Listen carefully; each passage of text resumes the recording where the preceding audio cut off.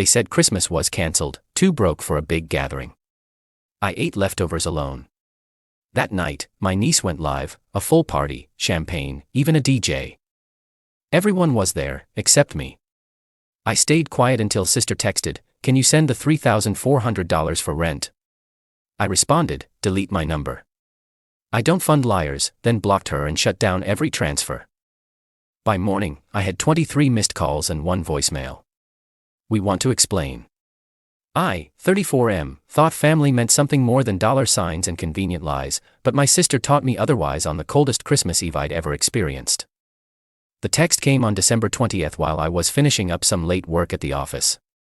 My sister told me Christmas was cancelled this year because everyone was too broke for a big gathering. She explained how tough things had been for everyone, how the extended family just couldn't afford to do the usual celebration at her place like we had for the past 8 years. I felt disappointed but understood completely. Times had been rough for a lot of people, and I figured we'd just have a quiet holiday for once. I spent Christmas Eve alone in my apartment, heating up leftover Chinese food from 2 nights before. The silence felt heavier than usual, broken only by the occasional sound of neighbors celebrating through thin walls. I'd gotten used to my sister's house being the center of our family universe during holidays, her spacious living room filled with cousins, aunts, uncles, and the familiar chaos of too many conversations happening at once. Without that tradition, Christmas felt hollow and strange. Around 9 that evening, I was scrolling through my phone when a notification popped up. My 17-year-old niece was going live on Instagram. I almost scrolled past it, but something made me tap the screen. What I saw made my stomach drop like I'd been punched. The camera panned across my sister's living room, which was absolutely packed with people. I recognized every single face, our entire extended family was there, dressed up and laughing. Crystal champagne glasses caught the light from an elaborate setup I'd never seen at her place before. A professional DJ was set up in the corner where the old piano used to sit, bass thumping through my phone speaker. The dining table was loaded with catered food, not the potluck style we usually did, but expensive-looking platters arranged like something from a magazine. My niece giggled into the camera as she showed off the party, mentioning how amazing the surprise Christmas celebration turned out. She talked about how long they'd been planning this elaborate gathering, how everyone had chipped in to make it special. The camera caught my sister in the background, wearing a new dress and holding what looked like expensive wine, deep in animated conversation with our cousin. I watched for 20 minutes, my leftover lo mein getting cold on the coffee table. Every family member I'd expected to see was there. Every person who had supposedly been too broke to celebrate was dressed up and clearly enjoying an expensive party that had taken considerable planning and money to pull off. The realization hit me slowly, like ice water filling my lungs. This wasn't a last-minute gathering they'd decided to throw together. The decorations, the catering, the DJ, this had been planned for weeks, maybe months. Everyone knew about it except me. They had deliberately excluded me while feeding me lies about cancelled celebrations and financial hardship. I turned off the live stream and sat in the dark for a long time, trying to process what I'd just witnessed. The hurt was immediate and sharp, but underneath it was something else, a growing anger at being treated like someone who didn't deserve the truth. My sister and I had always had a complicated relationship, but I'd been the one family member she could count on when things got tough. Over the past 3 years, I'd helped her with rent payments, grocery money when her hours got cut, and even car repairs when her transmission died. She'd always been grateful, telling me how much it meant to have someone who cared enough to help family when they needed it. But apparently, that help came with a side of deception and exclusion. Christmas Day passed quietly. I didn't reach out to anyone, and surprisingly, no one reached out to me either. No casual texts asking how my holiday was going. No phone calls from family members feeling guilty about the night before. The silence told me everything I needed to know about how little my absence had been noticed or cared about. I spent the day thinking about every interaction with my sister over the past few months, looking for signs I'd missed. The requests for help had become more frequent lately, but she'd always framed them as temporary setbacks. She'd mentioned having trouble with bills, needing help with groceries, struggling to make ends meet as a single mother. I believed her completely because lying to family about financial problems seemed unthinkable to me. Now I wondered how much of it had been true and how much had been a convenient way to keep money flowing in my direction while keeping me isolated from family events I might have wanted to attend. The text came 3 days later, on December 28th, at 2:47 in the afternoon. My sister needed me to send her the monthly $3,400 for rent and utilities, like I'd been doing since October. She mentioned that her landlord was being difficult about late payments and that she really needed it transferred by the end of the day to avoid any problems. The amount wasn't small. It represented a significant chunk of my monthly income, money I'd been happy to contribute because I thought I was helping family during a genuinely difficult time.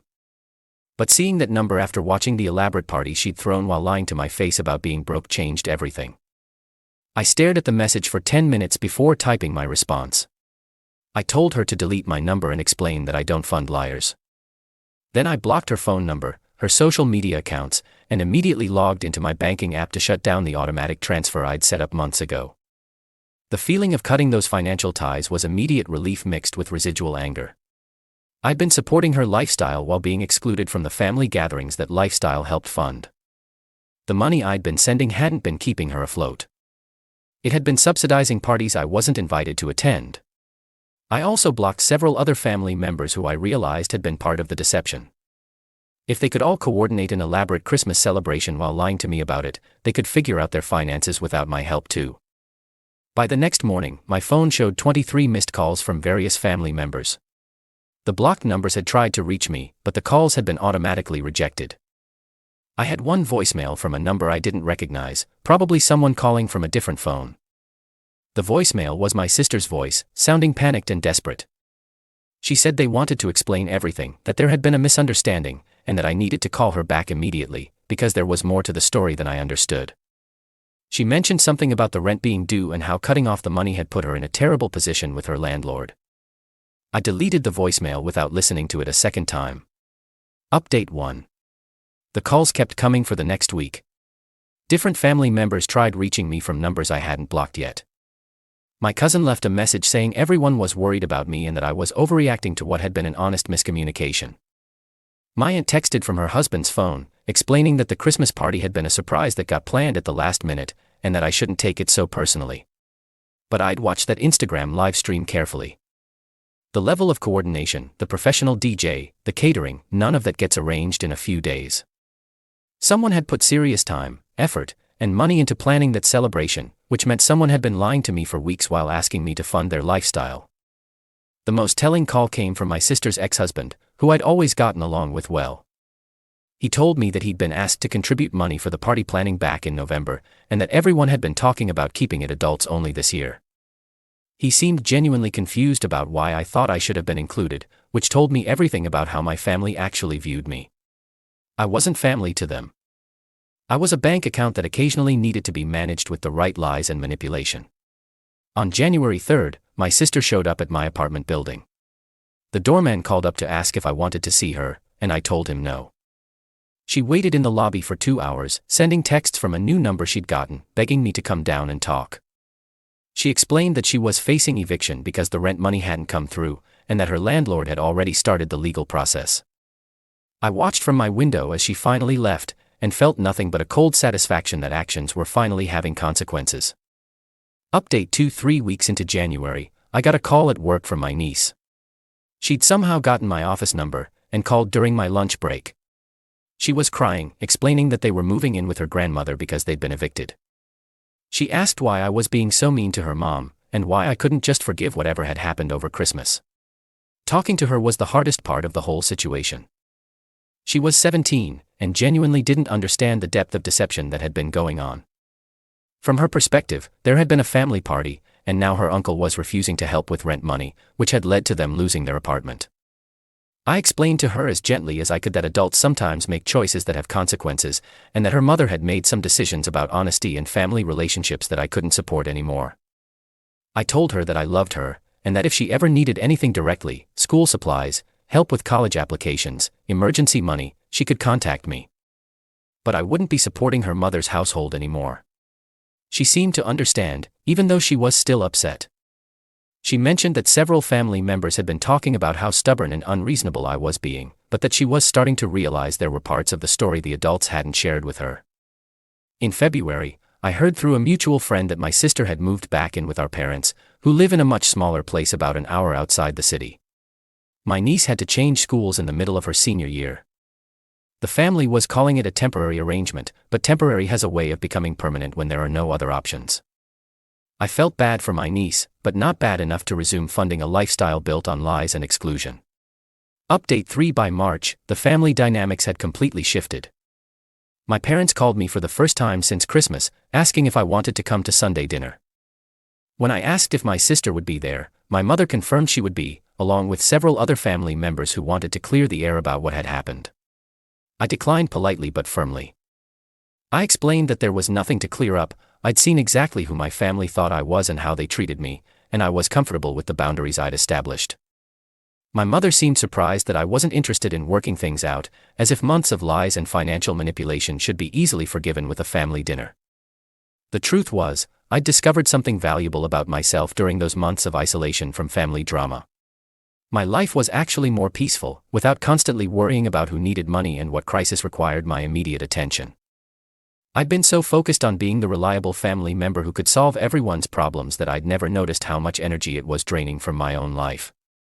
I started using the money I'd been sending my sister for things I actually wanted: better food, a gym membership, a vacation I'd been putting off for years. For the first time in a long time, I was living my life instead of funding other people's. In April, my cousin reached out with what he called a compromise. The family was planning a gathering for Easter, and everyone wanted me to come. He assured me that my sister had learned her lesson about honesty, and that she was ready to apologize for the misunderstanding about Christmas. I told him I appreciated the invitation, but that I'd made other plans. I didn't mention that my other plans involved staying home, ordering pizza, and enjoying a quiet weekend without family drama. The most interesting part was how little I missed the chaos. I'd thought family meant obligation and constant financial support, but I'd learned it was possible to love people from a distance while protecting yourself from their poor choices. My niece texted me in May to let me know she'd been accepted to 3 colleges with partial scholarships. I sent her a congratulations gift and offered to help with any remaining expenses for her education. She thanked me and mentioned that she was proud of me for standing up for myself, even though it had made things difficult for everyone else. That text meant more to me than any family reunion could have. The final update came in June when I ran into my sister at a grocery store near my parents' house. She looked older and tired, but she seemed genuinely surprised to see me. She asked if we could talk, and I agreed to listen. She apologized for the Christmas situation and admitted that she'd been planning the party for months while asking me for money. She explained that she'd been embarrassed about how dependent she'd become on my financial help and that excluding me from family events had been her way of avoiding the guilt of taking so much money while not really considering me part of the inner family circle. The apology felt genuine, but it also confirmed everything I'd suspected. I thanked her for being honest, told her I forgave her, but explained that forgiveness didn't mean resuming the same relationship patterns that had led to the problem in the first place. She asked if there was any way we could rebuild some kind of relationship, and I told her that was possible, but it would have to be built on actual honesty and mutual respect rather than financial dependency and convenient lies. 6 months later, we exchange occasional texts and see each other at family events I choose to attend. The money request stopped completely, and our interactions are more genuine because they're not built on her need for financial support. My niece started college in the fall, and I helped with her expenses directly rather than sending money through her mother. I learned that family relationships are much healthier when they're based on choice rather than obligation, and that sometimes the people who claim to need you the most are actually the ones who respect you the least. The Christmas party I wasn't invited to ended up being the best gift I never received. It showed me exactly where I stood and gave me the clarity to change my position.